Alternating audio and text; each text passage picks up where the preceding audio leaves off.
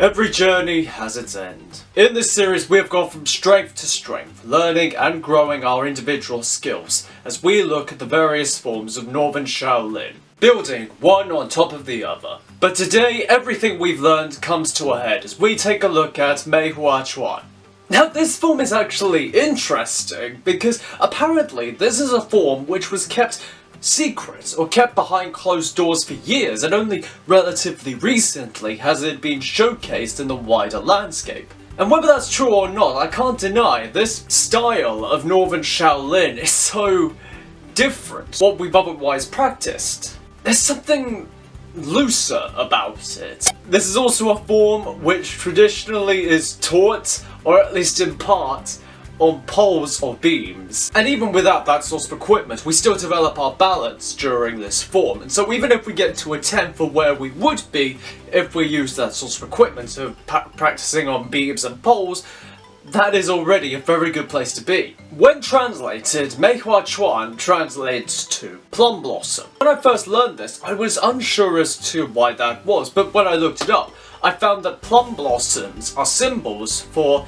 perseverance, because they often grow in harsh environments, in places which are naturally very difficult for anything to grow, in terrains of extreme frost and snow, and yet it grows into some of the most vibrant plants there is. So in a sense, the plum blossom is the Rocky Balboa of the plant world. And so that becomes testament to this journey we've been on throughout the various forms of Northern Shaolin, in that the brightest, most beautiful flowers blossom from the harshest of conditions. So we gain the greatest rewards through hard work and perseverance. But that journey is not over yet, as we now take a look at Meihua Quan.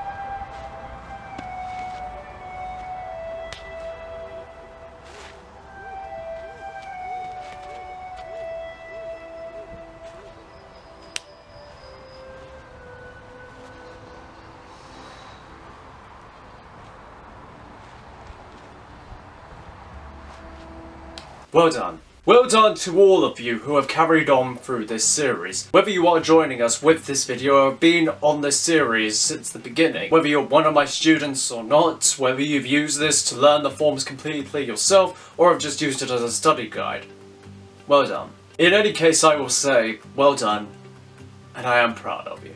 You've worked hard, and while certainly you should be proud of your progress and of how far you've come, you and I both know that there is still more work to do.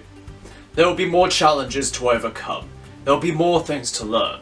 There always are. So for now I will say, until next time my friend, peace be with you.